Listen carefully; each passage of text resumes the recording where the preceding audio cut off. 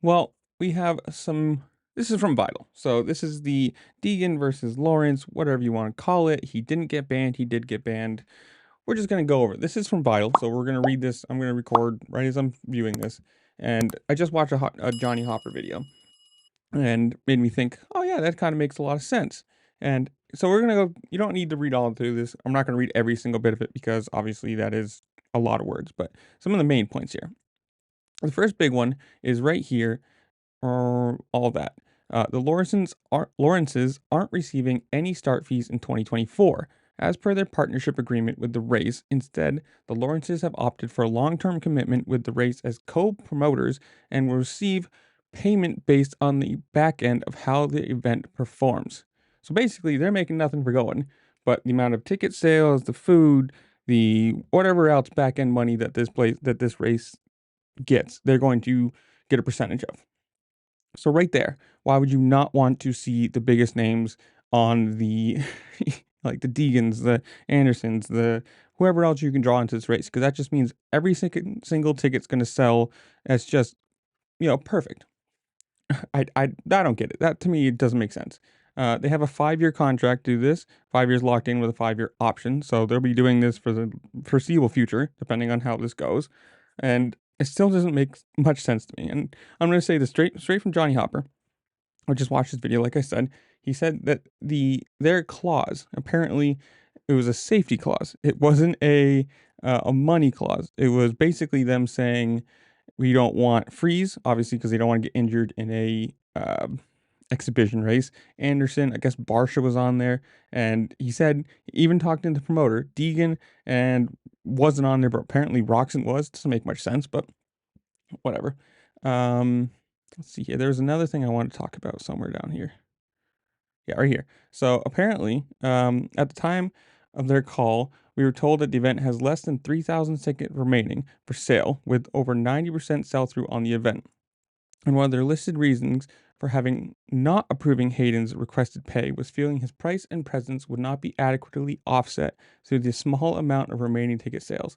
So if you do 3,000 sales at 100, 150, whatever it is, you're making a ton of money. And that's more merch, more food, more alcohol, drinks, everything else. You are making a ton of money on the back end just by having his name there. It just doesn't make the more you read this, it just kind of is a weird thing.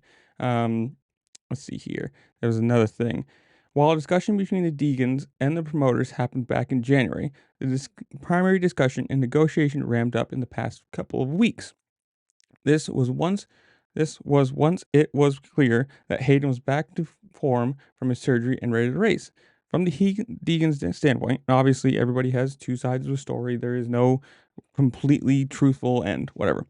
The promoters ultimately made an offer that was canceled before all parties signed off. So if they were talking and they were, they were negotiating for a deal for him to go and then to say, actually, no, never mind. We don't think we're going to make enough money from this. It's pretty bad when you think. I don't understand I don't know, man. I don't understand it. Like Anderson's side of things is kind of funny. Like if they don't want him to go because they want, a safety clause, that's one thing and another. We're not even going to cover that because it's just like I don't think Anderson in an exhibition race is going to go clean out Jet Lawrence. It's not the kind of thing that I think he's going to do in a normal race, maybe. And like obviously he's been to the LX Open before. It's like this isn't like a new thing to have him there. But it doesn't make any sense to me that if you're the Lawrences, right? We're just gonna go back all the way up here.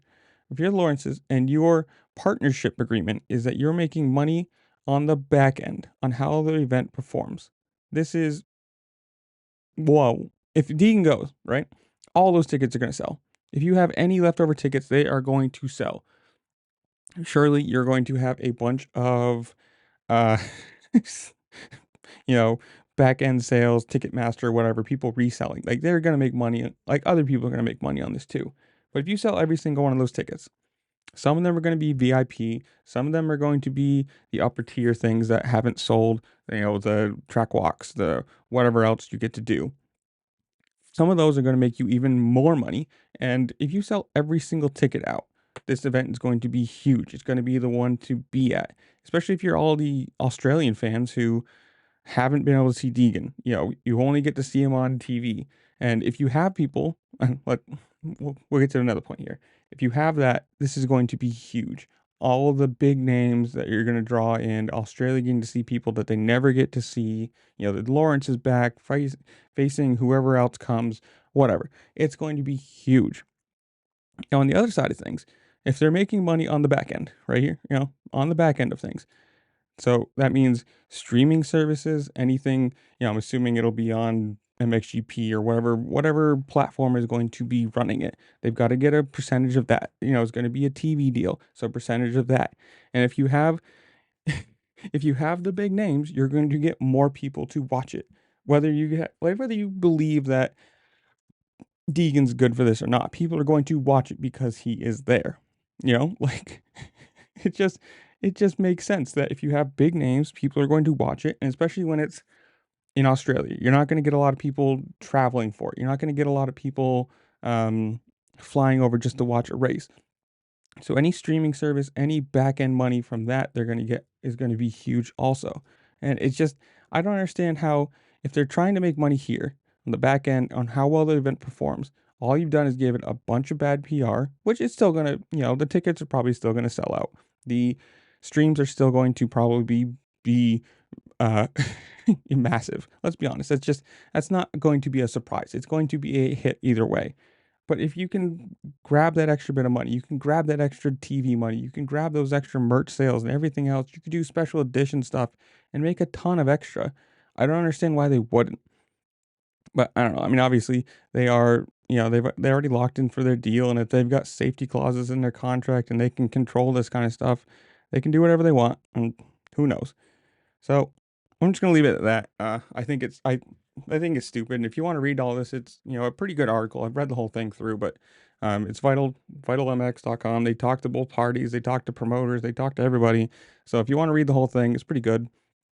But otherwise, I don't know. Leave your comments down below. Tell me what you think. Whatever it is, just, you know, yeah. While you're down there, make sure to like, share, subscribe, do all the fun things this platform allows you to do, because it really does help me out. I appreciate it. And with that, I'll see you later. Peace.